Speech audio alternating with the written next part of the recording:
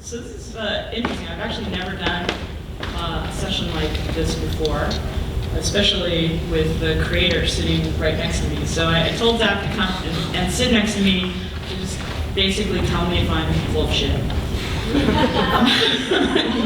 So he's allowed to just jump in and tell me if I'm full of shit. Okay, so the game that I'm going to talk about is called Halcyon. And Halcyon is actually at heart, I think, a puzzle game, but it also has qualities of a musical toy. But the menu situates it, as you see here, pretty clearly as a game first. So that's what I'm going to begin this discussion about, and it's really what I'm going to mostly talk about. What I did was I just videotaped myself playing, so I'm going to just sort of talk over that. The early levels of the game are really just a simple tutorial, and they show you very clearly, very cleanly, and simplistically the basic gameplay. And every level of Halcyon has several strings, as you can see, which make the musical tones when you touch them. They're like the strings of a harp almost.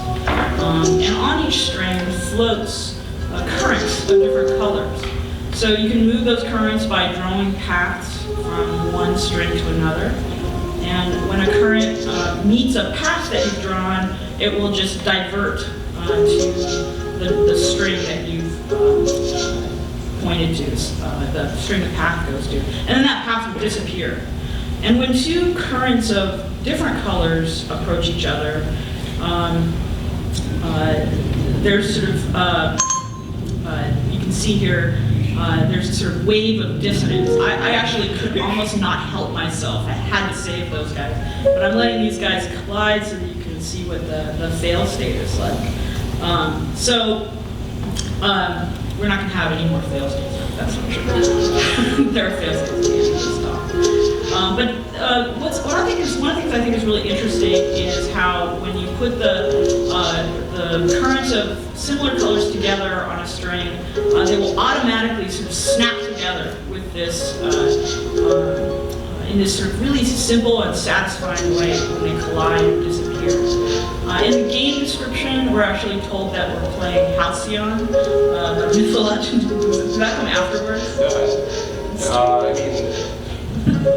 Well, holy hell. Yeah, I mean, I think it came after the name for sure, but not after the design of the sort of metaphors in rap. Right, so the Halcyon, for those guys who didn't read the description, is the mythological bird of ancient Greece, who's said to charm the winds and seas into a calm during the winter solstice. And it's a nice metaphor. I think it's pretty appropriate. But to be honest, when I was playing the game, I didn't engage with that metaphor at all. I was actually thinking, I began to think of these elements more like blips on a radar screen, or like I was directing some kind of really complex alien traffic scheme that was, moving through the universe. Or even, at one point I was thinking they were like bits of origami that were drawn together with magnets inside of them, folded inside of them, like little bits. But that's just an observation of my own, and I often play games like that. I'll look at the metaphor in the beginning, and I may engage with it to understand the play, but then later it slips away when I'm more interested in the system. And the metaphor is really not part of what I'm thinking about when I'm playing. So it really doesn't matter, because in the end, the actions of the currents and the strings are satisfying and interesting, and that's enough. There's some really great interface decisions, I think, that you made that I'd like to point out. One is this state meter, these highlights that are on each of the strings that are meeting. And those are telling you how far you progressed in the level. So basically, without adding another element to the screen, you can see, you can visibly understand where you are and how far you've solved the level. And I think it's a really subtle and helpful, especially in the complex levels when you feel like you're about to die at any moment. And it's a really beautiful solution to give the player information they need without adding another element to the screen. And that is critical in this game, really, because this game is about, I think it's about what isn't there as much as it's about what is there. It's a minimalist game, and for example, there's no score you can see on the screen while you play. And as far as I can tell, and I'll ask Zach, I don't think there's a direct connection between the quality of the moves that you make and the score that you get. Yeah, that's true, right? It's just how far you progress, right? So basically, there's no enemy here. There's only a sense of dissonance that you're sort of working against. Each piece has one partner, right? So there's as many orange pieces floating this way as there are floating that way, right? So they each have a partner, and once met, those partners disintegrate. So at the end of each level, the play space becomes pristine and empty. And I'll come back to this idea of emptiness in a minute, because I think minimalism is really a core theme of this game. So another interesting design choice is that you can actually draw your paths wherever you like along the strings. So you can draw them very close to the currents or very far away from the currents. It's an interesting choice to me because it leaves a window for either very direct action or indirect action, right? So you can draw and then wait for the action to occur, or you can almost flick the pieces, right? If you select them and draw paths right from where the current is. In fact, when I started playing, and I think this comes because most games are direct action games, I didn't realize that I could draw paths far away, and I was flicking them across the screen like little paper footballs, right? And I thought this was super fun. It isn't the most strategic way to play the game, so after a while it became evident to me that there was something else that I needed to figure out, and I stopped being so flick-oriented. But I did really enjoy that feeling, and so I think it's nice that you have that choice. So one other thing you can do is that you don't have to deal with the front of the line of currents alone. You can also pull currents out of the back of the line. So if you can recognize a pattern, you can actually pull something out, and then a whole, basically a whole line of currents will sort of slam together at once, which is super satisfying. And again, you get no extra points for that, but you get this sense of being really clever, right? You get this sense of having seen something, and in the sort of visual design, and in a way that's sort of reward enough, right?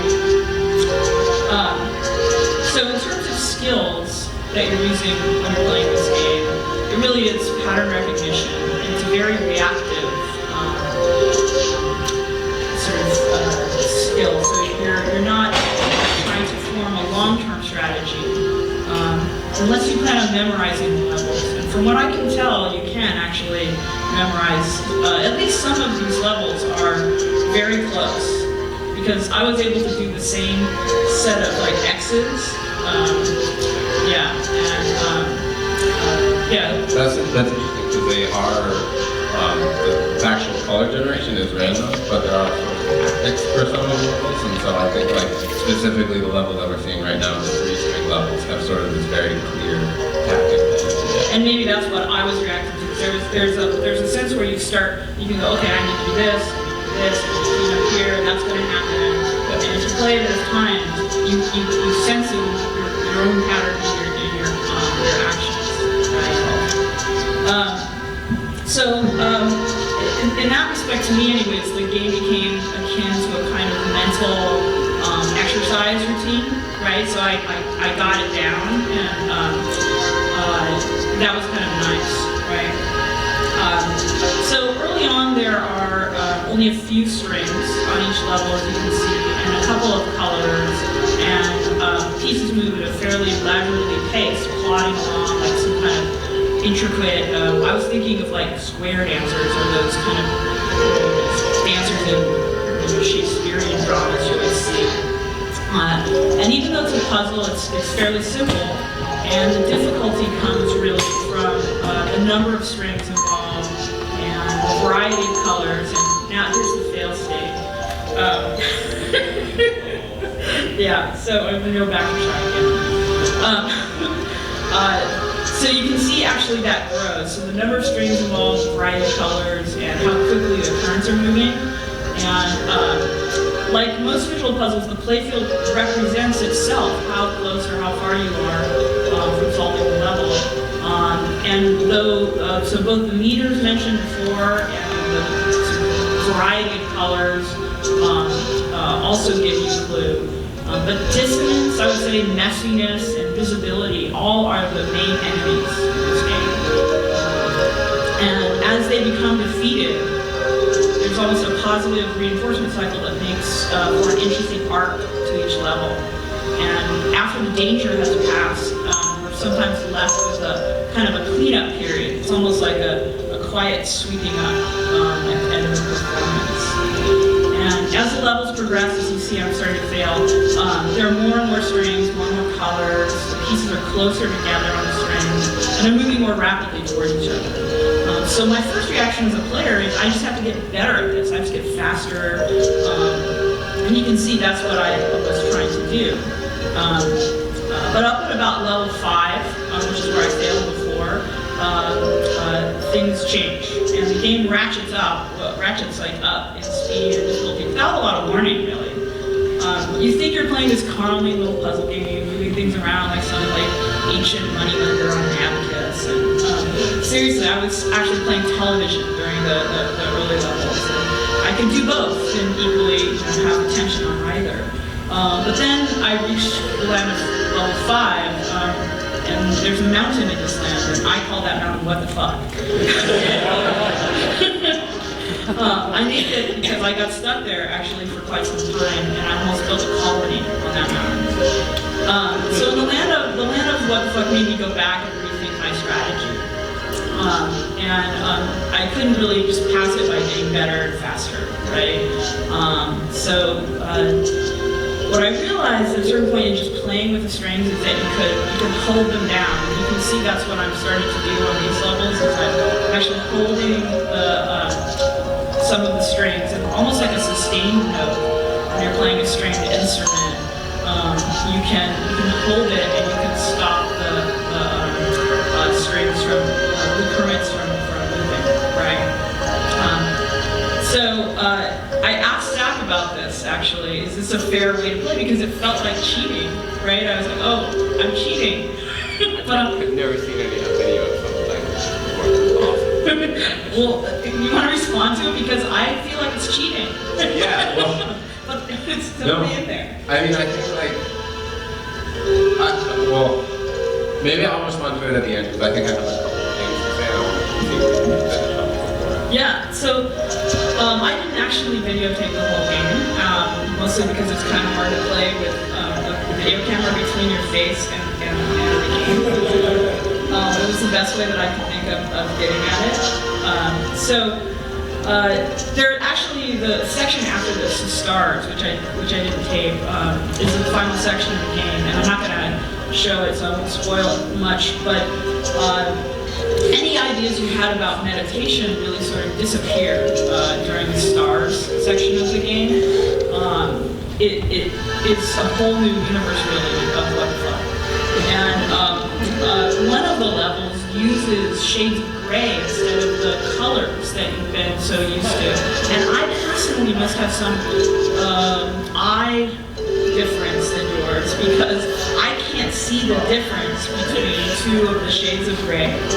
And so I literally have to do trial and error on them, which I think is sort of fascinating though, because it is clearly there, and I showed it to someone else and they could see it, but I didn't see the difference, which was just weird. I thought I had pretty good visual acuity. Back to strategies. So early on when I was just messing around, I also realized that you could do something which I call the past game, which is a lot like in backgammon, when you've passed each other and you're just playing it out, right? And you can do that here too. You can just essentially throw all of the, leftward moving pieces like on the one string and the rightward, moving pieces on the other strings, and essentially create a passed game that you can then sort out at your own sort of leisure, really. So again, maybe you can respond to Anne about whether you meant that or not. And it's one of those things where I felt, again, like I was cheating, and yet I was responding to how the game had become so fast and had so many things revealed. So I did mention, maybe I didn't mention yet, I actually haven't finished this game. I've been up to star 7, I think it's star 7, and which I didn't videotape, but I think I will complete it after IndieCade, because it is definitely, as simple as it is, a very challenging task to try and get through. So I'm sort of hooked on it. So there are 2 other modes, which I don't have a lot of time to talk about. The 2 modes are aggression and harmony. These are endless modes, right? And I have just actually a little bit of harmony, which I can sort of fast forward to.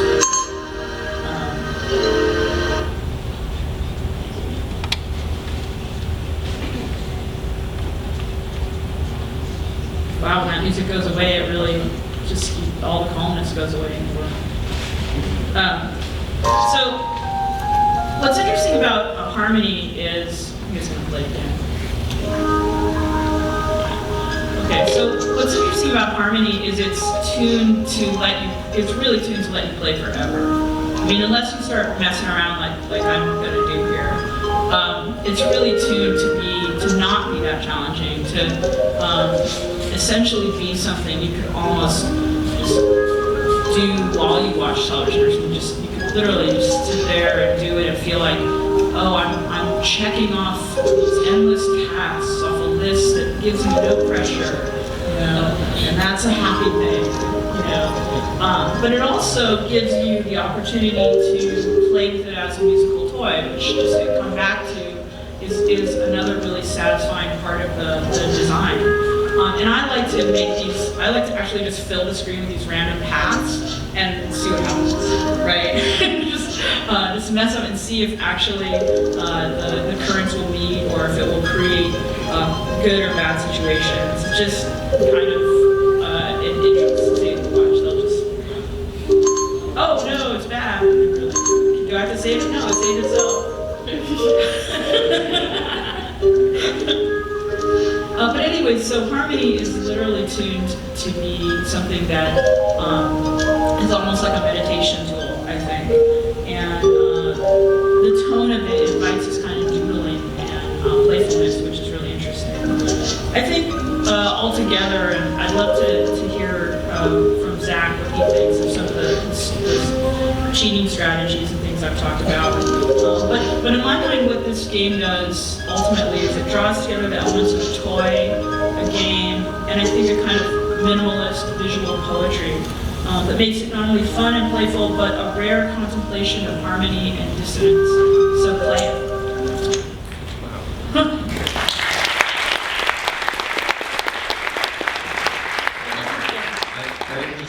Thanks so much. I can't. It's totally amazing to have somebody dissect something. I can't. That's amazing.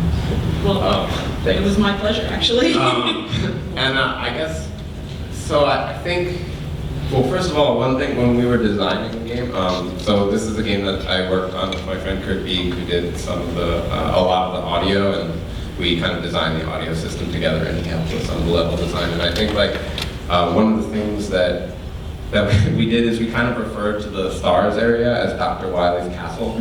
It's like, I don't know which is exactly, like when you play those Mega Man games, it's so fucking hard, and then you get to Dr. Wily's castle, and it's just the hardest thing in the world, and then the hardest thing in the world again, and again, and again, and again, and then the game is over, and nobody beats it. And this is the arc of the game. yeah, and I think maybe that, I have this sort of I make these very, very hard games, I think aside from this, and they always start very easy and then they get very hard, and I don't know if that's a particularly like smart thing to do maybe, but I think what it was trying to do, which I don't think it does actually, and maybe this is sort of one of the failures of the game, is that we were trying to get to a point where like, if you do break through, it becomes meditative again, because it's forced, like it's total chaos and you're trying to be comfortable and be calm, and if you freak out you'll lose, but if you can stay calm through the hardest possible thing, it's just unbelievably like awesome. But it really does do that. I guess it's just like, I think like 8 people have beaten the game. One of which is here. Really? Nice. Yeah, which I'm super impressed. And like 8 people including me, so 7 people.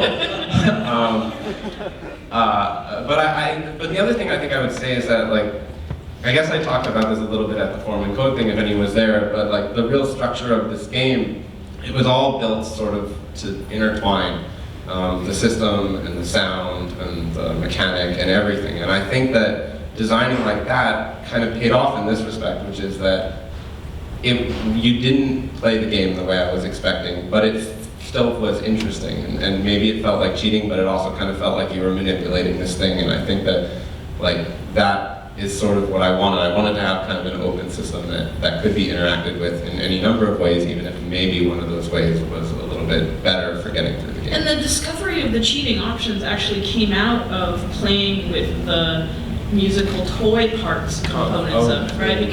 Because holding the strings down was a natural idea that came out of the fact that this was, like a harp and had strings, and you do that when you play, Yeah. So then I wasn't sure. It feels cheaty, but is it? Yeah, no, I think it's great. And actually, I think that it was actually really interesting to watch, like visually. I think it was really beautiful to see someone play like that. Like it was sort of this other system that was layered on top. But I mean, I don't know, it's my own game, so like, watching anyone play it is kind of beautiful and fun. And the other thing that I just wanted to address really quickly was sort of how you were saying that like the metaphor kind of melted away, and like that was, there was a story to it, but it didn't really matter. And I think that was really intentional, and it was part of why I picked that metaphor, because the Halcyon is, it's a story, but it's also a metaphor that was made up for some other system. And that this game was really, it was about that, and it had these elements, but it's a game about a metaphor, which kind of makes it a game about whatever you want it to be. Yeah, that's a great point, actually, yeah. And for me, the activity itself suggested other metaphors that were helping me to become better, and especially the abacus idea for some reason, because it was about sorting things, was helping me to become better at playing. I mean, I think it's a game about being calm. Yes, to be calm. It's definitely a game for OCD people, right? Essentially, it's a game about putting everything back in its place. Yeah. And then it will disappear from your life in this sort of beautiful way. All right, well, I don't want to take up too much of Doug's time with this awesome game we made for you. Unless, I don't know. All right, let's I think I still have to download Nick's presentation, so give us. And Nick Fortugno talking about his play experiences. Wow.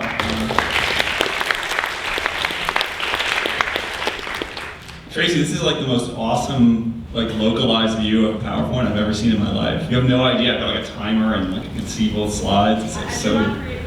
No, I've never seen this before. It's so rad. Learn something new every day. So I'm sort of a little bit infamous in the New York game scene for disliking Button, and I think that there are people in the New York community who are kind of here to hear me like rant about that, and I'm not going to. Awkward. Because in fact, the kind of reverse quote Julius Caesar, I am not here to bury Doug, but to praise him, because I think Joust is one of the best public games I've seen in years, and I want to talk a little bit about that. And in particular, what I want to talk about is the way that it is ritual, and the way that games are rituals, and the way that effective design of games as rituals can be like a really powerful tool. And I think what makes Joust such an amazing game is the fact that it uses ritual technique to create play behavior and emotion in a very tight, clean, and effectively quite safe way for a game that's actually about physical confrontation. So I had a video of Joust, which is on my machine, and not going to get here. Can I ask how many people saw Joust last night? Oh, everybody. All right, rock. So I'll just describe Joust from the photo above. I have more photos of it. The gameplay of Joust is that every player has a move controller that they activate at the beginning of the game, which causes its light to shine. In, by the way, what I think is the best use of a move controller to date.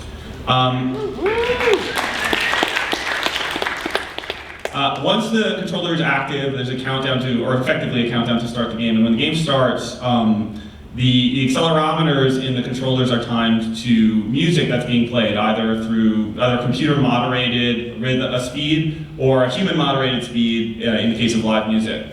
And the accelerometer will permit a certain amount of movement before it deactivates the controller, which it does by causing first the controller to flash and vibrate and then to turn red. So if the controller is ever moving faster than the music permits, that controller is eliminated, and the goal of the game is to be the last person with an active controller in the field, or in a team version of the game to be, the last team available in the field. Okay, cool. And that's basically the game rules in a nutshell, and I think part of the design of this game, and I think part of the design of games like this that makes them effective is that there isn't a lot of other layering on top of that it actually leaves it very open to you what to do. And that has interesting effects, but I think that one of the things to think about here is the nature of street games in general, and that when you make games in public, you sort of tromp into the space of ritual, and this is something that's not really new. Homo Ludens talks about this quite specifically and looks at it as a sort of universal thing. Like the term we use in game design of magic circle is not isolated to games by any stretch of the imagination. And just to read the quote, just as there is no formal difference between play and ritual, so the consecrated cannot be formally distinguished from the playground. The arena, the card table, the magic circle, the temple, the stage, the screen, the tennis court, the court of justice, etc., are all in form and function playgrounds, i.e. forbidden sports, included hedge round, hallowed, within which special rules obtain. All are temporary worlds within the ordinary world dedicated to the performance of an active part. Right? And insofar as street games sort of participate in that way, I think they have a similar kind of features, and that when they're designed well, they express those features. And this is, again, and this is a historic thing, it's not like anything new. Mesoamerican ball games were effectively rituals. They were used for various religious purposes, depending on what culture was practicing the game, but they all were sports and games and rituals and spectacles at the same time. And similarly, the Olympics went through a series of sort of religious purposes, from an ancestor worship to a Zeus worship. But through that whole period, it was both an activity that was fun, but also an activity of ritual importance. And that has certain characteristics to it that I think are critical to what rituals do. They take place in specialized areas. We somehow isolate an area either intentionally or just sort of emergently. We create an area in which the game exists and which doesn't exist. That's part of what we mean when we talk about a magic circle, although it's a broader understanding of that. It's also initiated in time, right? Like there's something that introduces the game's beginning and then closes the game when it's finished. And we have an understanding that we enter into the game space and then we leave the game space, and I think the Beijing Olympics have like one of the most dramatic presentations of that possible, which also includes a concept of music, which is consistently important cross-culturally in rituals and also important in Joust. And then they ask us to basically perform strange, and now we have no sound. Wait, this one's working. Okay. Okay. And then they ask us to perform acts that just don't make sense or inappropriate or are transgressive in typical culture, right? And so they can do this through physical restriction, they can do this through prescribed rules, they can do this through sort of social mores that the game of the ritual creates. And that causes us to act in weird ways and sort of enter a different space. And that has positive and negative ramifications. But all of this is sort of like part of what it means to enter into a game space, and just to kind of to drag the obvious theory into this, it's the movement from the sort of profane world to a sacred world where different rules apply, where transgression is possible, where certain degrees of transgression create impact and emotion that makes those spaces special in the first place. And I think that's what games do. And that's what ritual does. So there's really no differentiation at all, and it becomes the most obvious in this sort of street game play behavior. So when I analyze JS Joust. When I look at JS Joust as a game, I find that all of these elements are there, and that those elements are what make a lot of what make the game effective. To begin with, it has an opening, a very clear opening, which is the moment when you turn on your controller, right? And every performance, I've seen several performances of Joust now, and it's not always the same introduction, but in terms of what people do, but it's always a moment where people exhibit their introduction to Joust. They turn on the controller and they hold it up, or they turn on the controller and they hold it out, or they turn on the controller and they face each other. And there's an understanding that we're sort of waiting for everybody to be ready to start, which the system reinforces, but is also socially reinforced by the behavior of everyone, and I think augmented by the fact that something lights up right in front of you, and lights up a bright, powerful color. It creates conditions of limited behavior that force you into new positions. And I think I love this picture because this is, I don't know if you find this too, this is like the pose of Joust to me. Can I just give so that's Ricky Haggett, the developer of Ho-Ho-Come, who's here. This is us at the top of the Cologne Cathedral. We were like, fuck it, the cathedral's epic, let's play Joust. This is true, by the way. So yeah, it's a good movie. Yeah, good ritual too. But like that pose, right? Which is so that, which to me really, we're almost fencing, right? And it's emergent, and I don't know if it's emergent from, and I'd be really interested to find out if it's emergent from modeling or if you just find people just do it everywhere. But I consistently see people moving into that physical posture when they play, where they keep the, it's dominant hand forward, recessive hand back with controller in a gallop pose, moving forward in a gallop pose, sort of cautiously. And that comes about from a really simple rule, which is like, you don't want your controller to get hit. So that sort of redefines your whole body. Like making this object precious and important has redefined your entire posture towards that object, and that makes that makes you behave differently, and then engages you in a physical way, in an embodied way, in ritual, because you can't walk in JS Joust the way you walk in the real world. If you do, you will be eliminated. So you instead have to embody this different form, and that kind of creates a play pattern in and of itself. And of course, and I think most importantly, it allows transgressive behavior, in that it lets you hit people. And in fact, not just hit people, kick people, shove people, touch people generally, sneak up on people, right? Like all of these things that are generally not permissible become permissible in Joust because of the way the rules work. And the fun of Joust is in that jostling and counter jostling. I mean, it has a kind of like playground shoving kind of fun. Now, and I think that kind of spirit is, I think, what makes Joust fun, but I actually don't think that alone is what makes Joust amazing, because that's not something that you can, it's not hard to come to game designs where you can kind of create that kind of behavior. And someone who co-runs a festival of this stuff, like I've seen a lot of games that sort of try to approach this kind of behavior, but there's a danger in all of this. It's a danger inherent to ritual, and I think about it in terms of like possession, right? Like when you ask players to enter a sacred space in the real world, you create a possibility of danger, a very serious danger that they will lose control of themselves because they'll stop paying attention to things. And anybody who's been watching like the human versus zombie play in Culver City over the last few days has probably noticed like the poor human versus zombie organizers like chasing people out of the street over and over again. And like that's because like people playing human versus zombies are not thinking about the street. Like they've been conditioned to think about a goal set that just has them avoiding zombies or chasing humans. And if they're not thinking about cars, they might not think about cars with all the ramifications that has, right? And that's metaphorized to me the best in the Bacchae with the death of Pentheus. If you're familiar with the play, Dionysus basically gets pissed off at this king, and so he takes his drunk orgiastic followers and gets them convinced that Pentheus is an animal, and they rip him to pieces in celebration of their god.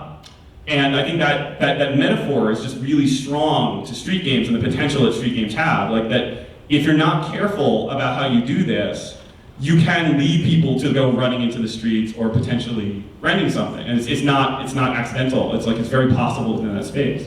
But this is where I think Joust becomes brilliant. This is the move that I think moves Joust from just a really solid game that's fun and powerful to a game that's very successful and in a strange way safe.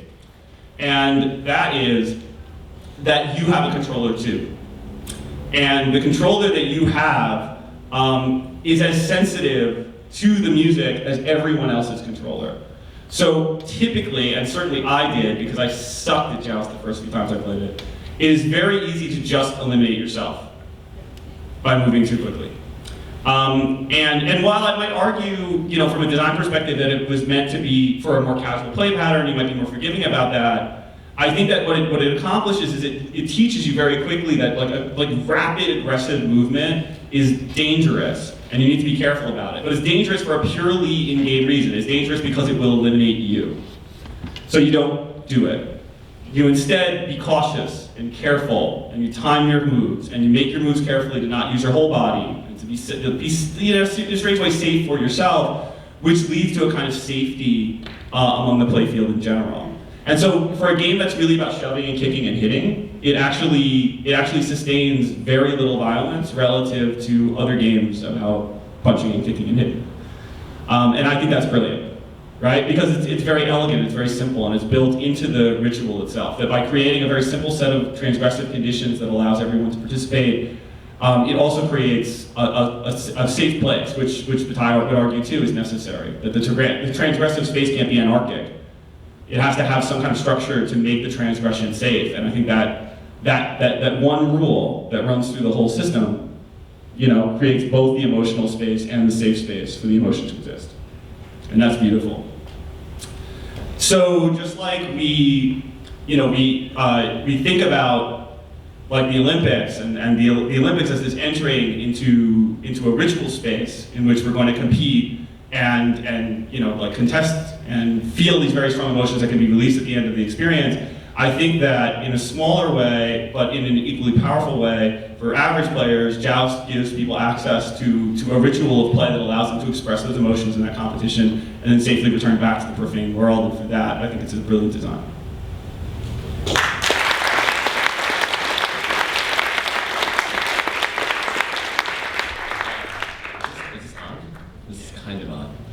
Okay. Just like that. Thank you so much. It's amazing to sit here and hear someone analyze the game in depth. So big thanks to them.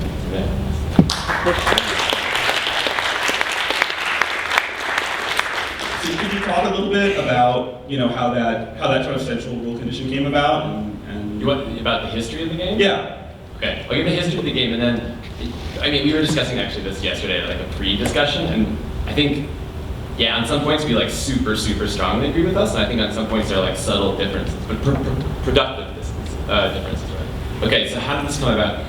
I guess we've been interested in face-to-face, what we're calling video games, there's no video, but face-to-face digital games for a while, and we had done this stupid Wiimote game, Darkroom Sex game a few years ago, which was whoa, this is really fun having a Wiimote in your hand, but looking at each other, that feels really weird because you feel like you should be playing a Wii game, but you're looking at somebody, and that cognitive dissonance or something was really fun. So anyway, we've been kind of exploring that idea somewhat less successfully, what you don't see when you're playing Joust is a lot of the failed prototypes, right? And I could talk about that endlessly. This was done as a Wiimote version originally at the Nordic Game Jam, and kind of actually inspired by Button, I wanted to make a racing game where, and has anyone played Wii Party? Wii Party is the most experimental, intellectually interesting game to me the last 10 years. And everyone writes it off, but I love that game. And there's this crazy game called Animal Tracker. Anyway, you should look it up, I won't bore you. So the idea based on this kind of Animal Tracker game from Wii Party was that you would race across the room to a fourth controller, or whatever, a controller and all the other players, and it would be super sensitive, so you'd have to walk really slowly, and you'd be tempted to move faster because you're in a race, and then you move too faster. So inevitably, testing the sensitivity of my algorithm on the accelerometer, me and Nils were sitting in this room, so we'd constantly be walking around the room in slow motion, just testing my values of the sensitivity of the Wiimote. We'd constantly keep just pushing each other, because that's what we do, right? We've been playing Button and all these other violent games, we like pushing each other or whatever. And then we were oh, okay, the game we actually want to make is a more facing each other, kind of circle of death, let's joust this or something. And then I think the other piece of the puzzle here, you were talking about it seems like when people play it, they do get into that like body stance. And I think the music is really key. Like the title is like really intentional, and the music is J.S. Bach's Brandenburg Concerto. I'm a huge Bach fan, actually. Like that Baroque, right? We have all these like bullshit Baroque like stereotypes of like what it means to be a noble gentleman in the 1700s or whatever. And I think that cultural key is really important to getting people to act like that, right? If like we were playing Shakira or something as the music, like I think it would be different, right? So I guess that's like the history of it. Cool. And so when you so what was the move to the move? So this is pretty interesting, actually. I had been interested in the move for a while, and my whole rant that I've been giving people is that I think it's really sad that people dismiss the move as like a more expensive Wiimote. Like to me, that colored light changes absolutely fucking everything, because it means that you can do these non-screen based games a lot easier because you have a giant pixel. So I don't know if you're not familiar with the Move controller. You can set an arbitrary RGB, right, in the brightness of that in code, right? And so that's huge, because suddenly just that little bit of visual information allows you to signal like, are you dead? Like a warning, or what team you're on, all sorts of stuff, right? But like I wasn't able to really get it working. We didn't have, my studio didn't have a PS3 dev kit, so it was like, oh well, maybe someday, like I'm not going to. So I've kind of written it off.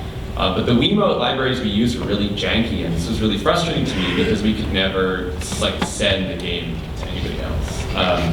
And a few people had asked to show it, because I had tried the game in Copenhagen, and I was just like so. And I think this is where like the indie community actually almost like saved this game to a certain extent. I was like so desperate just to like have a build that I could share that I absolutely killed myself, and finally found some guy's C code for like a Bluetooth library, and by some miracle got some OS 10. So it's actually open sourced my C# interface for using the Move controller, and you can talk to me after if you're interested. But yeah, so finally got this interface working, and then from there it's just been like Move development all summer. But yeah, it was that kind of like desperation of wanting to show it to your peers that like forced you to take that extra step in. Can you talk a little bit more about the failed experimentation? Like what you tried that didn't work? Man, this is a long story. I gave a quick talk about this at Tigra. We were working on some wizard dueling game, and actually a lot of people have had this idea. It's a really obvious idea. I don't think anyone's done it well for like a lot of reasons that we kind of found out the hard way. But it was supposed to be a Wiimote game. There's always this like moment at the end of a Harry Potter film where like Voldemort and Harry Potter are looking at each other, and there's like fucking colored lightning or whatever, and like one lightning like pushes back or forth, and then one ninja moves or whatever, right? Like we wanted to do that in a game where you would look at each other. And man, we spent like a year, and we made progress, but it never like quite got there. And in fact, I kind of wonder, like, if we were using the Move at the time, would we have succeeded? I don't know. But we got into this weird space where it's like, humans are really bad with like just sound or rumble information. Like it was really, really limited what you can do. And we wanted to make some sort of like complex Street Fighter type fighting system, right? And so to kind of convey that really like system-centric view on game design with like face-to-face play, especially with no visuals on the Wiimote, right? It was like pretty much impossible. So then we started adding in graphics so that the players could like check how they were doing. But then it was really awkward because you like kind of wanted to look at your opponent and you kind of wanted to look at the screen, and then it like just all went south from there. There's a lot of other like lessons and details I could say, but like, pretty much I think the problem was we were still thinking like game designers with like and this is kind of my whole rant in both my research and my game design on like system-centric game thinking, which I don't think is as appropriate to a street game. So I think the lesson was like, oh, okay, actually what we want is really, really simple, short, like, I don't want to say mini games, but just really simple, almost folk games. So like rather than thinking of Street Fighter 2 as our inspiration, thinking of like this, Johann Sebastian Joust is based on a number of Danish or local folk games that we play. And so I think once I started doing more research into folk games and making that like the center of my thinking, like that's where it all kind of changed. So I think if I was to go back and do, like, let's say that wizard dueling game, instead of thinking about like one really deep, complex system, I would just do a number of short, small games like Joust. Because I think that's what's more appropriate to that moment. Also, right, it's like a big audience thing. So when we were playing this wizard game, people would just be looking and be like, what the hell is going on, right? Because I had no idea what was going on. When you see Joust, I think mostly you can kind of intuit what's going on, and it's like super important, right, from like an audience perspective. So I just have one more question I want to ask. So I made, what interests me a lot is the way that there is kind of emergent social behavior in the game that becomes sort of ritualized as people play it more than once. Do you find that something that's been consistent in different plays in different places with different cultures, or is it sort of like a unique development each time the game is run? Like, do I see the same behaviors repeating, or just any behaviors? Do you see like the same basic set of behaviors? Where are the differences? There's certainly variations. Like my Bernie, who's the other developer that we hang out with, or did hang out with back in Denmark, started like, in fact, I'm just gonna demo. Like he would do this like stupid Baroque bow before like really like deep bow, and like so like it became this thing that you had to like you were a dick. It's kind of like saying like GLHF before like a StarCraft round, or like GG after a round. Like you're just an asshole if you don't like follow this custom. So that was really fun. And you see like we were playing in Holland, someone just said, all right, winner has to wear this stupid paper hat. And like, I came back 2 hours later and they were still passing around this paper hat to the winner. So certainly like you see, it hasn't been exactly the same, but for sure. Although I will say, again, I think it's, and this is maybe gets to what we maybe disagree about a little bit. Like I think maybe like I wouldn't focus on the system itself too much. Like certainly you can play this game and it can really be a dud. Like you play it in a weird setting with people who aren't that into it and there's no audience around and they're not prepared, or maybe it's like early in the morning. Like you won't see those behaviors, right? And the game is just like, oh, haha, it was some sort of like keep it kind of still game. And then after a round, felt like went out of control. And it's really awkward to show it in a setting. So, I mean, this is very much like it requires the right setting and player motivation and group of people, right? Like just having that like circle, that arena of people watching you suddenly changes everything, right? Because you're suddenly like in some sort of like the knife fight in Dune or something, right? So I do think it's really what the players bring to it. It's like I think you can only attribute so much to the system, and I think that's as a designer that's like, I mean, that's also the point of the music, right? You're trying to do you're almost like a salesperson or something. You're trying to like sell people like you should be motivated, and so the music is trying to like signal to the players that, oh, this is some sort of silly Baroque game and you should act like some silly project. So I guess it's this classic question of how much can you attribute to the human beings using the system and how much can you attribute to the system itself. Yes, and it's a tough question. Conversation for another. So Zach and Tracy, do you mind coming back up? Because I was asked by Drew to make sure that the questions were more universal, so we could just do general questioning. So I guess I'll just say so questions for anybody who spoke at all during this hour. Yeah. What is the most degenerate Joust strategy you've ever seen? Well, like again, it depends on the players. So like, right, the classic one that like most assholes figure out really quickly is like you can drop the controller and then run and just hit everyone's controller. And again, that's either annoying or fun depending on who you're playing with, right? So oftentimes it's like, haha, that's funny once, but the next time they do it, you start going like, okay, like quit it. We actually want to play the game. Other times that actually becomes like an interesting tactic, and maybe people are trying to wrestle that person down. So, like again, I don't even think you can ask that question to a certain extent. Like it really depends on who you're playing with, or like that's at least, or like another example, right? The kicking. I mean, I've seen the kicking be like a really fun strategy where we're really into it, and it's just this kind of like high skill, risky move. I've seen other play communities where that goes really wrong. Somebody gets kicked in the face, and then we have to make a rule on the fly that's like, all right, no fucking kicking, right? So again, I think this stuff really depends on who's playing. How physical do your players want to be? And that's to me the strength of what I would call like a deliberately low process intensity game, which is stuff is supposed to be deliberately tailorable by the players, right? Because the same set of exact cultural rules is good for some groups of players and not other groups of players. So anyway. Now you talked about a lot about like the people buying the Baroque behaviors and stuff. Did you see a lot of us were talking last night about the different music that you were doing with Joust? Did you notice any different behaviors coming out of the design? I think it was less Baroque last night. I mean, I was like, I'm such a Steve Reich geek that I was like, fuck it, I'm gonna run this to music for 18 musicians, which aesthetically works really well, like based on the piece. But to me, it's still the ultimate is to run with Bach. Like I don't think that bow that Bernie did that I just showed would have ever happened if I had only started running the game with Steve Reich. Then again, it's like Steve Reich's music is really influenced by like West African drum music. So there's also, I think last night it had more of like that doom feel with like the drumming or something. So that was cool. Like that's a slightly different coloration. And I love doing that, but still I would say for those Baroque associations, I would definitely go with Bach. I mean, I'll probably open it up for people to play their own MP3s or something, but it's like my own preference was with Bach. So cool. I guess this is more about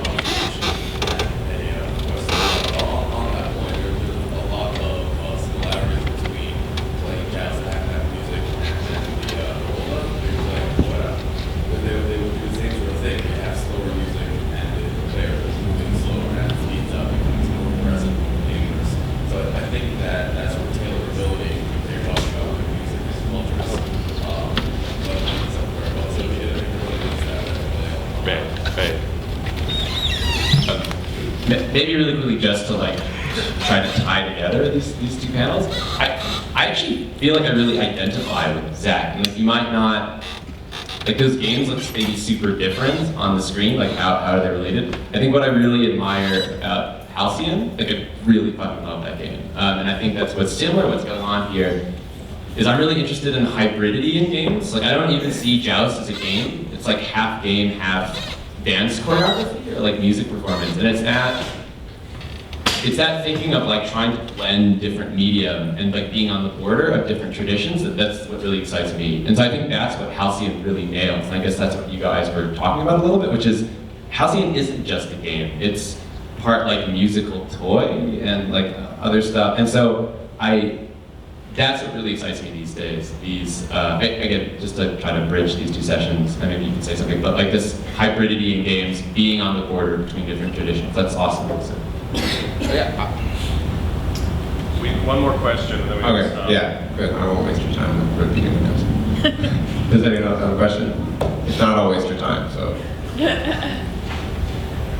Great, all right. I mean, I think that, like, I think I identify with a lot of that, and I think that, when I try and think about games in their context in relation to any other medium, the thing that always comes to mind is architecture. Because architecture is the only medium that I can really think of that kind of blends so many other disciplines together, and I think that both architecture and games sort of offer up this kind of ability to build a structure that can say any number of things and like in any number of fields, and maybe it's the visual aesthetic, or maybe it's the mechanics, or maybe it's the way the building is built and how that influences how people use it. I mean, there are just so many things that you can do with this, and I think maybe what Doug and I are looking for is to sort of try and find the meaning of that.